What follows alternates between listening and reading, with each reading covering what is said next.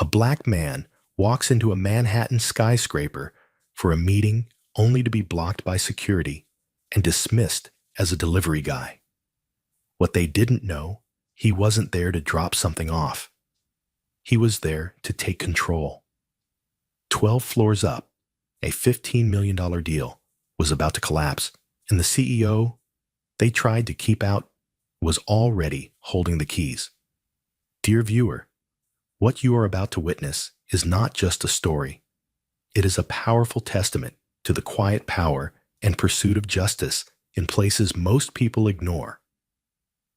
If this is your first time here, I warmly invite you to share where you are watching in the comments below. And if stories like this move you, challenge you, or make you think, consider subscribing and clicking the bell icon. We share voices that deserve to be heard every day. Thank you for being here. Now let's get into the story. They noticed him the moment he stepped through the revolving doors of Silverwell Equity's Manhattan headquarters. Not because he demanded attention. Quite the opposite, he moved with the kind of practiced precision that came from years of knowing exactly how to carry yourself when every room is already assuming you don't belong in it. Julian Cross walked like a man who didn't need permission. His suit was midnight blue, tailored to the sharp lines of his tall frame, his shoes silent against the polished granite floor. In one hand, a leather briefcase, in the other, a phone he wasn't checking as if he didn't need to. His gaze was calm, direct. He knew where he was going. That alone made him suspicious. The receptionist barely looked up. She didn't need to. There was something about the way her eyes slid past him, the deliberate tilt of her head that said, "Not my responsibility." Julian stood in front of the reception desk for a full 10 seconds before she finally acknowledged him with a perfunctory, "May I help you?" He replied with a warm, professional smile. "Yes, good morning. I'm here for a 10:00 a.m. strategy meeting with the acquisitions team. I believe it's on the 49th floor." She blinked. Her fingers paused over the keyboard. Name Julian Cross. Her pause this time was longer. "And who are you with?" He smiled again, just barely. "Silverwell." Now her fingers moved faster, typing something he couldn't see. Then a shift in her posture. Slight, but telling. "I don't have a Julian Cross listed here. Are you sure you're in the right building?" Before he could answer, a man approached from behind. Khaki slack security badge, stiff posture. His tag read, J. Keller. He was mid-40s trim, with a smile that never quite reached his eyes. "Sir, can I help you with something?" Keller asked, stepping between Julian and the reception desk, with an ease that suggested long practice in quietly managing situations. Julian turned politely. "I was just explaining." "Deliveries go around the service entrance," Keller interrupted. "This floor is for corporate appointments." Julian didn't blink. "I'm not making a delivery. I have a meeting on the 49th floor. My name is Julian Cross." There was a long pause. Keller gave him a once-over, the kind that didn't bother hiding the skepticism. Then a smirk. "Right. Well, unless you're on the list, I'm going to have to ask you to step aside. I can show you my email confirmation if you'd like." "That won't be necessary," Keller replied, waving a hand dismissively. "If you're meant to be here, someone will come get you." Julian stared at him for a beat longer than was comfortable. Not angry. Just measuring. Then he nodded once and stepped away from the desk, walking toward the long wall of floor-to-ceiling windows that overlooked Midtown. He stood there, watching the city breathe, ignoring the receptionist's whispers and Keller's lingering stare. 3 minutes later, Bryce Keller was on the phone with someone upstairs. His voice had changed. Gone was the clipped edge. Now it was uncertain taut. Yes, he's still in the lobby. No, I didn't. No one told me he was. Look, I wasn't briefed. He hung up fast. Looked at Julian. Looked away again. Upstairs, the atmosphere was shifting. Quietly, urgently. On the 49th floor, in a glass-walled boardroom overlooking the Hudson, a team of analysts, directors, and senior executives were preparing for what was supposed to be a formality, a brief alignment meeting for the firm's new acquisition project. A $15 million European deal had just been finalized the week before the largest the firm had secured since its near collapse the previous year. No one quite knew who had saved them. Only that someone had stepped in at the 11th hour, injected capital, and now had a seat at the top. Whispers had circulated for weeks. A new CEO was coming, anonymous, appointed directly by the Global Investment Council. Not one of them. Not someone bred in the Silverwell system. Back in the lobby, Julian tapped something on his phone. A secure app. A single thumbprint unlocked a dashboard. He didn't need to use it, but he did. Within seconds, a silent ping reached the head of Global Risk, the COO, and the legal advisor sitting 3 floors above. It wasn't loud. It was powerful. In the time it took the receptionist to finish typing a message to building security, a private elevator opened on the far side of the lobby. Out stepped Leah Sanderson, an analyst in her late 20s, breathless, holding a printed file and looking pale. "Mr. Cross?" she asked. Julian turned. Leah didn't hesitate. "I'm so sorry for the delay. They've been waiting for you upstairs." The receptionist's jaw stiffened. Bryce Keller took a step forward. "Wait, who exactly?" Leah turned on him. Her voice didn't rise, but her eyes did not blink. "This is Julian Cross. He's here to assume his role as acting CEO for global operations, and you've made a serious mistake." The silence that followed was thick and acidic. Keller tried to recover. I wasn't informed. No one said." Julian spoke softly. "You didn't ask." He didn't look back as he followed Leah to the elevator. As the doors closed, Keller remained frozen. The receptionist stared at her monitor, unable to type another word. Upstairs, the room had gone still. Phones buzzed and then stopped. A new name had been added to the internal system. A new face. A profile loaded with credentials no one in the room could match. Julian Cross had arrived, and the meeting wasn't about what they thought it was anymore. It was about what happens when the door you try to block belongs to the man now holding the keys. On the 49th floor of Silverwell Equity's towering headquarters, the air was thinner, not just from the height, but from the pressure. The glass walls surrounding the executive boardroom filtered sunlight like a spotlight, casting long shadows over polished oak tables and gleaming portfolios. Conversations that had once flowed with confident arrogance now came in low murmurs, broken by forced laughter and darting glances. Something had shifted the moment Leah Sanderson had entered with Julian Cross at her side. No one had prepared for him. The assumption had been that the mysterious investor who pulled the firm back from the brink would be another gray-haired mogul, maybe someone semi-retired, a man with cufflinks and a tired smirk. But what stepped off the elevator wasn't that. Julian Cross was young for the role. Sharp, black, and silent in a way that made the entire floor recalibrate its sense of control. He didn't storm in with authority. He didn't need to. Authority followed him. It wasn't just the suit or the briefcase. It was how he carried silence like a weapon, calm, deliberate, uncompromising. Inside, the executive wing phones were being set down with more care. HR managers refreshed their inboxes twice. A few directors suddenly remembered meetings they hadn't yet scheduled.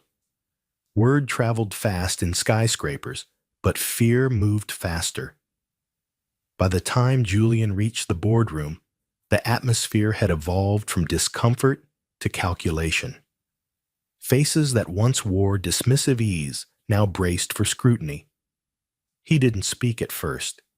He simply stood near the head of the table, nodding once to acknowledge the few brave enough to meet his eyes, then sat slowly, deliberately at the spot previously reserved for Silverwell's acting CEO Michael Brighton. Brighton wasn't in the room. Rumor had it he had stepped out on an unexpected call the moment Julian's identity had been confirmed. The room's oldest member, Arthur Penn, shifted in his chair. He had been with Silverwell since the days when deals were made with handshakes and scotch.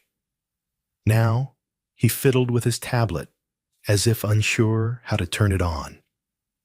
He cleared his throat, not to speak, but to fill the growing silence. It was Leah Sanderson who broke it first, reading from her notes in a voice steadied by effort. Mr. Cross will be leading the strategic integration of the recent acquisition project, and per directive from the Global Investment Council, will oversee alignment with performance protocols across executive divisions. She looked around, almost apologetic, effective immediately. That final phrase landed like a gavel. The head of global markets. Charles Jung leaned forward slightly, his jaw stiffening. Just for clarity, Leah. This directive came when exactly Julian responded before she could. 3 weeks ago. Jung blinked. 3. Julian's voice was measured, composed. The acquisition funding was only the visible portion. Governance restructuring was part of the agreement. That's standard with high-volume equity interventions. Another executive, a sharp-featured woman named Daria Knox, narrowed her eyes. With respect, Mr. Cross, our teams were not briefed on any operational restructuring. Julian nodded. I know. That's part of the reason I'm here. To see how Silverwell operates when no one knows they're being watched. The silence that followed was not empty. It was judgment rendered. Across the glass partition, a few lower-level employees paused mid-step as they walked by. It wasn't often you saw the top brass sitting this still. From behind the smoked glass door, the image looked like a painting, executives frozen in posture, while a quiet storm sat at their center. Julian flipped open his folder. I won't waste your time. The firm is profitable, but not sustainable. Your internal culture is your greatest liability. Promotions are insular. Reviews lack transparency. Diversity metrics are performative. Leadership engagement scores have declined 9 quarters in a row. He didn't raise his voice. He didn't need to. Charles scoffed quietly. And you've gathered all that.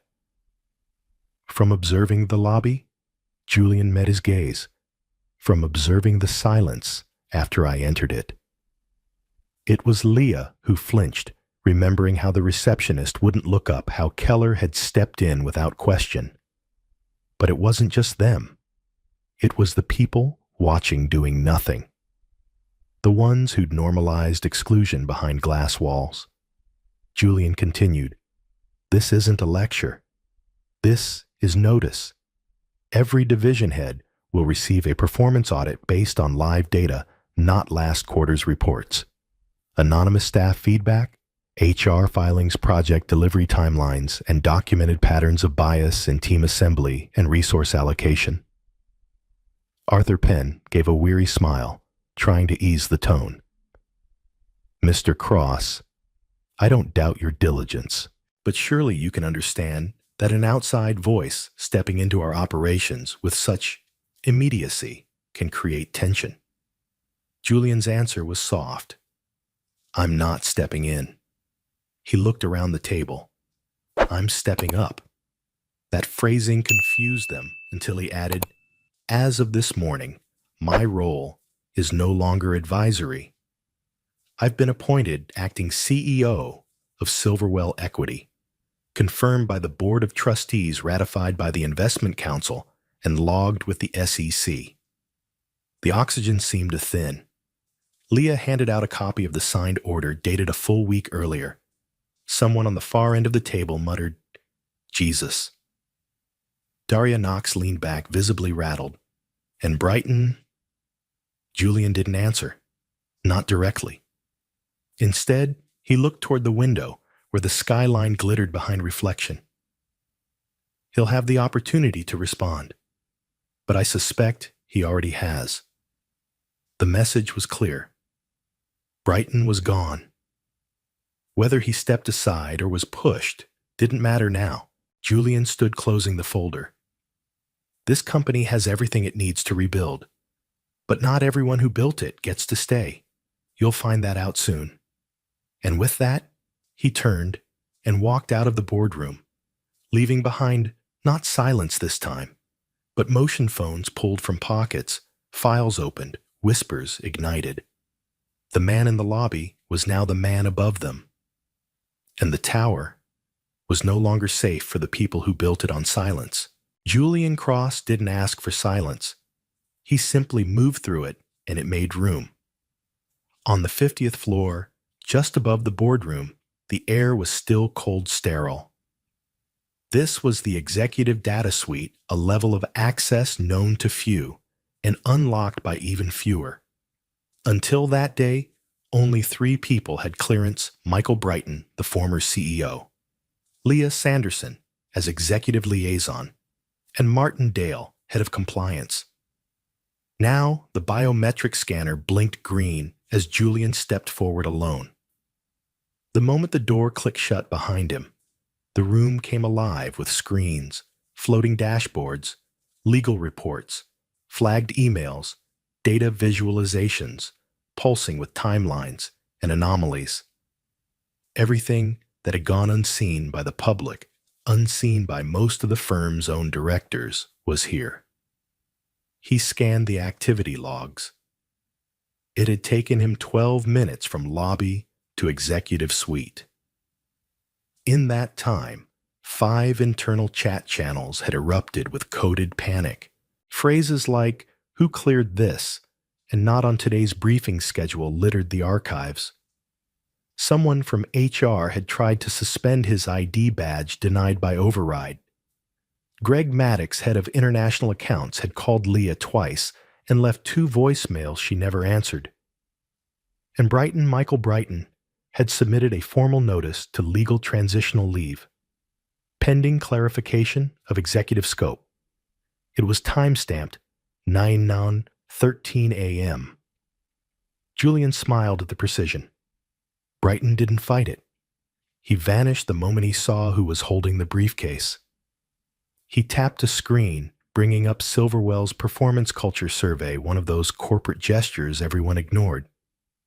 But this one wasn't anonymous to him. It revealed the undercurrent.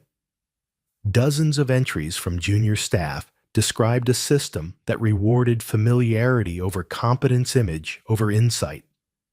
Words like invisible, dismissed, and passed over repeated again and again.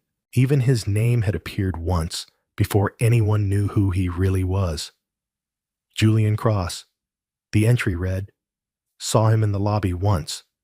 Thought he was a vendor." He didn't flinch, just stood tall, like he already knew the ending. He paused on that. It was true. He had known the ending. He just hadn't decided how sharp the fall would be for those who made others feel small. Back down on the 49th floor, the ripple effects had begun. Leah Sanderson stood quietly outside the HR director's glass office as security personnel escorted Teresa front desk reception off the premises. The woman didn't cry. She didn't argue. She didn't even ask for an explanation. She simply gathered her things and walked out with the stunned expression of someone realizing she'd been watched the whole time. I thought he was a delivery guy, she had whispered once to Keller in the lobby. Did you see his suit? That one comment caught by lobby cam audio had traveled further than she could have imagined. In the bullpen, junior staff were whispering with urgency. Some were worried, some excited, a few relieved. Because for every person who clung to the old hierarchy, there were 10 who had been crushed beneath it, praying someone would finally see what they'd endured behind closed conference doors. Back upstairs, Julian brought up the clearance roster. Greg Maddox's credentials were flagged. Daria Knox had 3 pending investigations for discriminatory hiring practices that had been resolved informally 6 months ago. Charles Jung had denied over a dozen mentorship requests from Black and Asian associates, citing fit without documentation. Their sins weren't loud, but they were consistent. Julian tapped into compliance logs and attached summaries to each of their profiles. He didn't need to shout. Truth had its own volume. A soft chime signaled Leah's entrance. "They're restless," she said. "I expected as much," Julian replied. "You know they're going to scramble, try to build alliances, cast doubt on the restructuring." He nodded. "They already are." She hesitated. "Some of them, they're dangerous in quiet ways. They won't come at you directly. They'll try to make you seem like the disruption." Julian looked at her, his expression unreadable.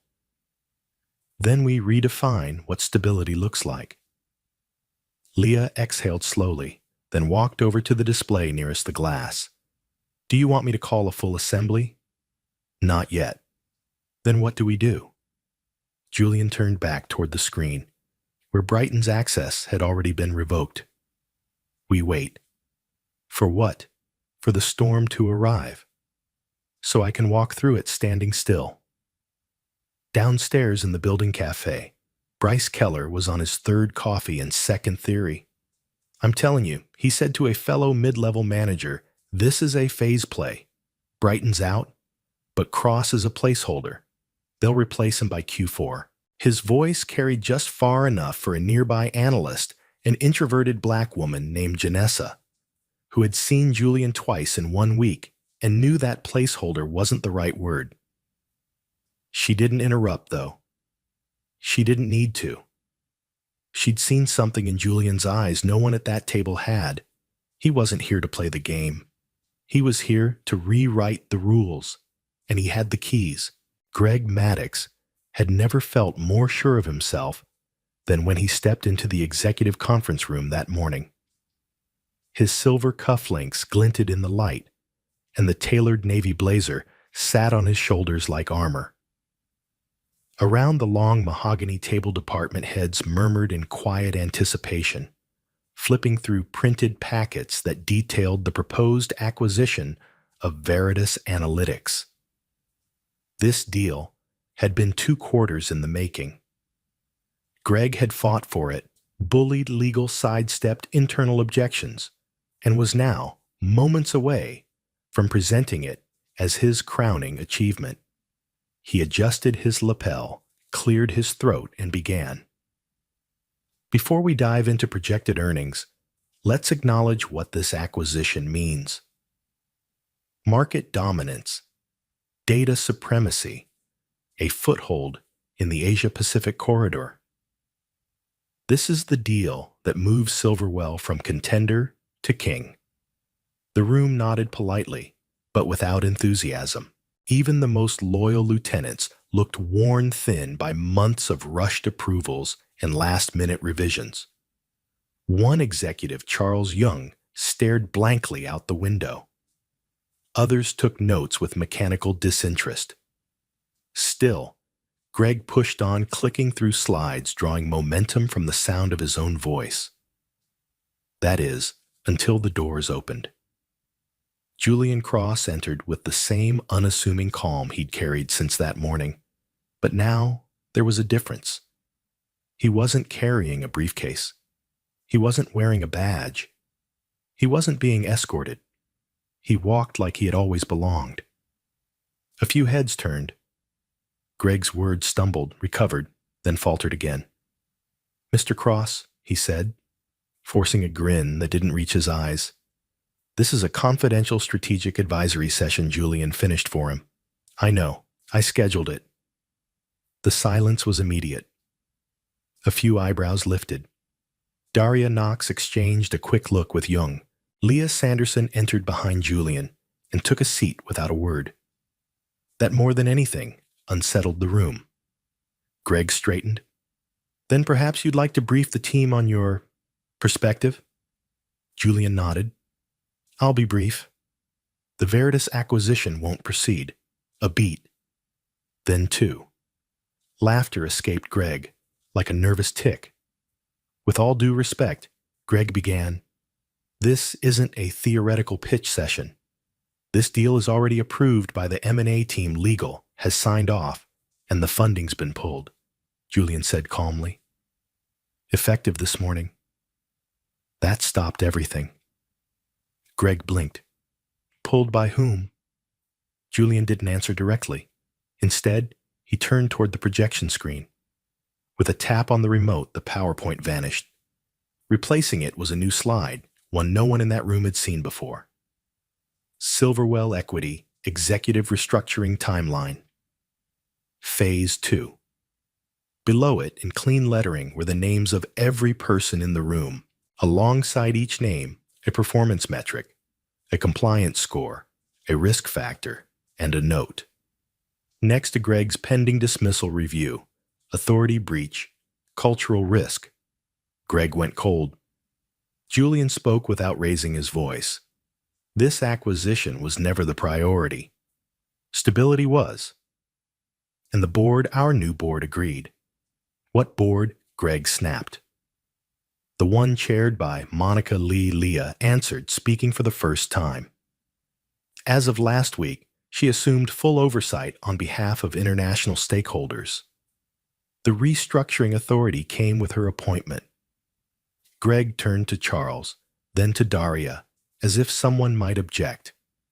No one did. Julian stepped forward. "You spent months racing to close a deal for Market Optics, but in doing so, you ignored due diligence flags, bypassed culture audits, and silenced two internal whistleblowers who raised concerns about Veritas's labor practices in South Asia." Daria looked down. She knew it was true. "This isn't a power move," Julian continued. "It's a course correction." Greg laughed again, but it sounded brittle. "Who are you to make that call?" "I'm the new CEO," Julian said evenly. "Effective 2 days ago." The room exhaled. Greg staggered back half a step, his grip tightening on the edge of the table. "No memo," he muttered. "No onboarding. No shareholder announcement." Leah placed a folder in front of him. Inside were signed documents, sealed endorsements, and a formal appointment letter from Silverwell's primary investor group. "It went live this morning," she said.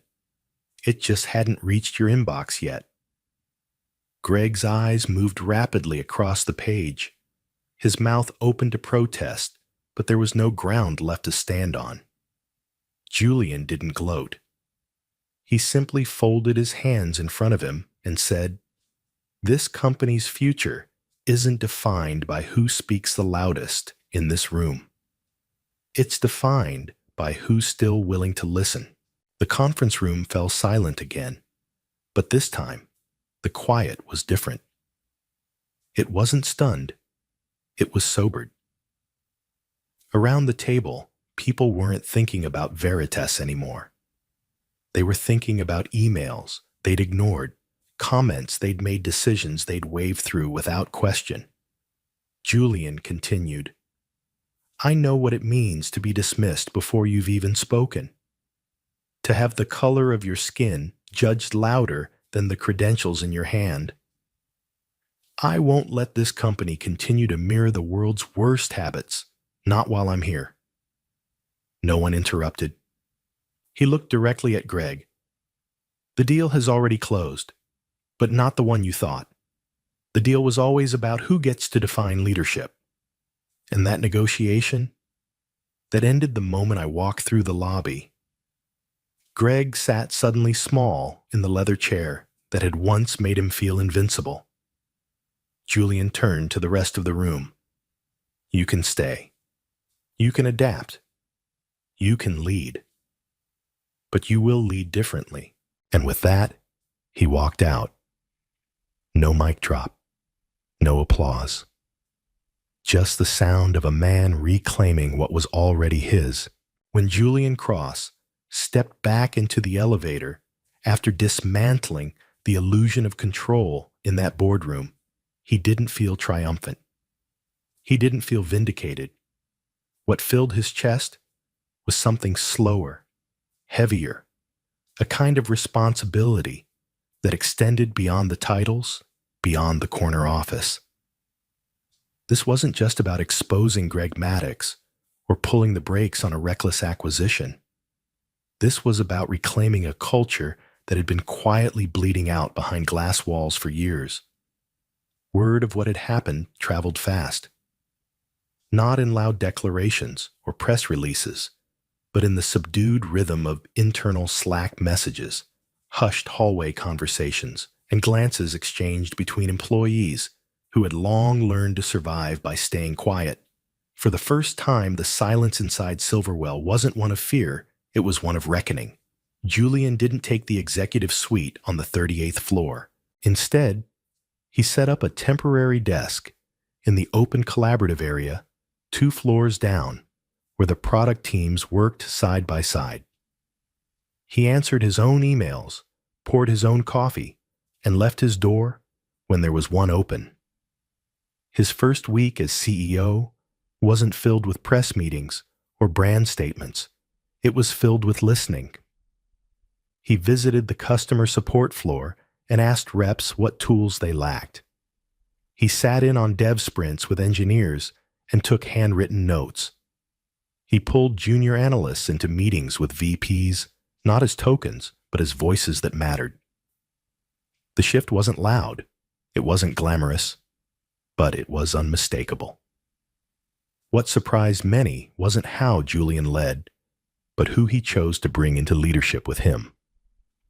Amira Bell, a black data scientist who had spent 3 years under a manager who rarely let her present her own findings, was promoted to head of analytics. She was known for quietly building forecasting models that had saved Silverwell hundreds of thousands but had never once been credited publicly. Julian gave her not just a title, but a platform. Ethan Morales, a soft-spoken veteran in facilities who had quietly kept the building running through budget cuts and underappreciation, was invited to contribute to the new operational sustainability initiative. Julian had noticed him during a conversation about elevator repairs and remembered the way Ethan had spoken about safety, not costs. And Leah Sanderson, who had stood in the eye of the storm with Julian since the moment he walked into the lobby, became his chief of staff. She had known what it meant to navigate power from the margins. Now she would help reshape it from the center. But transformation didn't come without pushback. Some senior staff quietly resigned.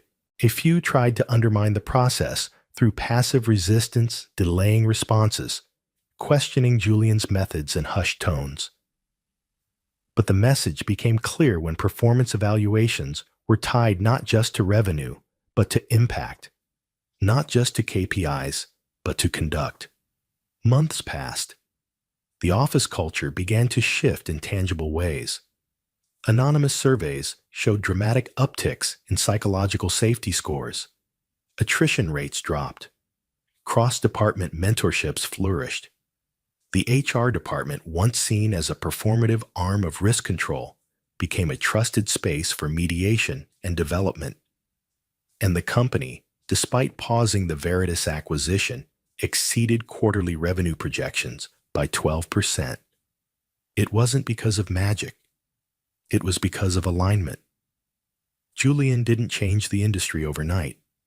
He didn't seek the spotlight. But his presence rewrote the blueprint for what power could look like. Calm, deliberate, principled. One afternoon, months after the day Greg Maddox was escorted from the building, Julian received a letter handwritten, not printed. It was from Greg. No excuses, no self-pity, just an apology. He wrote about the mirror Julian had held up that day, how it showed him a version of himself that had become too comfortable, too certain. He thanked Julian for not humiliating him, for allowing his exit to be quiet, for giving him room to reflect. Julian folded the letter and placed it in the drawer of his desk, not to forget, but to remember. That change, real change, wasn't about erasure. It was about transformation, even for those who had failed hardest. On the anniversary of the restructuring, Silverwell hosted a town hall not led by executives, but by employees. Emira shared her journey from being talked over in meetings to leading cross-market predictive initiatives. Ethan spoke about how dignity could live even in the logistics of building maintenance. Leah closed the event by talking about courage, not the kind that roars, but the kind that listens. Julian stood at the back, hands in his pockets, letting them take the spotlight. That night, as the lights dimmed over the Manhattan skyline, Julian returned to the same lobby where it had all started. He stood alone near the marble pillar, where he'd once waited, unseen, disregarded. A new security guard stood at the post, now young, attentive, respectful. He greeted Julian with a nod, not because he knew who he was, but because he treated everyone the same. Julian smiled. That was the legacy, not the deals closed, not the titles claimed, but the culture rebuilt one truth, one policy, one person at a time. In the story of Julian Cross, we witnessed far more than a tale of corporate intrigue or a reversal of power.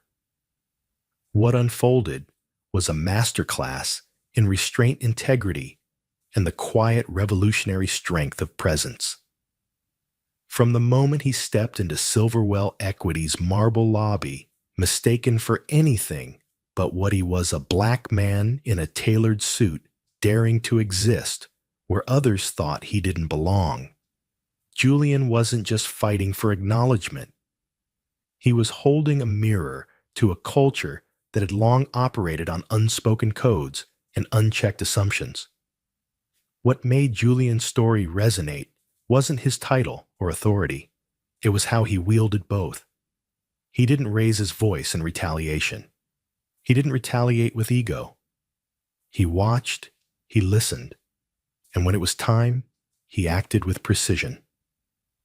That moment when the doors to the boardroom opened and Julian walked in, not as a guest, but as the new CEO, was more than cinematic. It was symbolic. It challenged a hierarchy built on invisibility and replaced it with one that demanded visibility, accountability, and truth. But perhaps what mattered most wasn't what Julian dismantled. It was what he built afterward. He could have used his power to punish. Instead, he used it to educate. He gave those who had failed a chance not to erase their wrongs, but to face them and do better. Even Greg Maddox, who had dismissed him, mocked him, and torn up a legally binding contract in arrogance, was not met with vengeance. He was met with standards, with consequence, and eventually with mercy. That balance, firm, but not cruel, became the blueprint for everything Julian did next. He elevated voices that had long been buried under layers of bureaucracy and bias. He made space for people who had never been offered a seat at the table. He shifted the culture not by speech, but by showing up consistently, transparently, and without compromise. The fact that Silverwell Equity not only survived, but thrived under his leadership proves a truth we often overlook. Culture is not a soft asset. It's the foundation of everything. So what is the real lesson here? It's this: you don't need to scream to be powerful. You don't need to demand respect. You need to embody it. And the greatest impact we can make isn't always in the moment we are wronged, but in how we choose to respond once the power is ours. Julian Cross didn't just rise to the top. He redefined what the top looked like. He proved that dignity and excellence aren't mutually exclusive. That true leadership is measured not by how many people you command, but by how many you uplift. That justice, when rooted in clarity and principle, doesn't need to humiliate to correct. And for anyone who's ever been overlooked, underestimated, or dismissed simply for who they are, Julian's journey is proof that you don't have to become loud to be heard. You just have to know your worth and wait for the moment that silence breaks. In today's world, where bias often hides behind professionalism and exclusion, disguises itself as tradition, this story is more than relevant. It's necessary.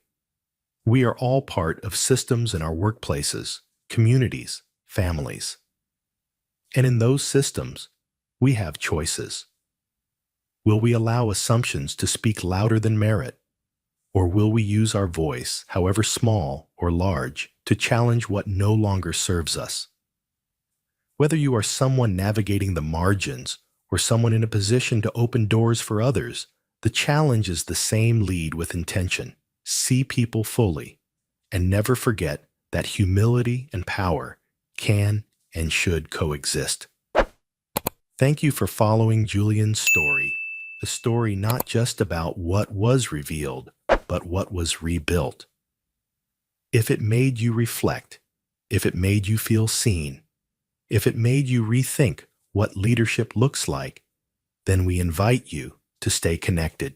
Subscribe to our channel for more stories that challenge assumptions, elevate unheard voices, and remind us that the most powerful transformations often begin with one quiet act of defiance. What part of Julian's journey moved you the most? Was it the boardroom, reveal the cultural shift, or the redemption that followed? Drop your thoughts in the comments and tell us where you're watching from. We'd love to hear your perspective. Together, let's keep telling stories that matter. Stories that don't just entertain, but awaken.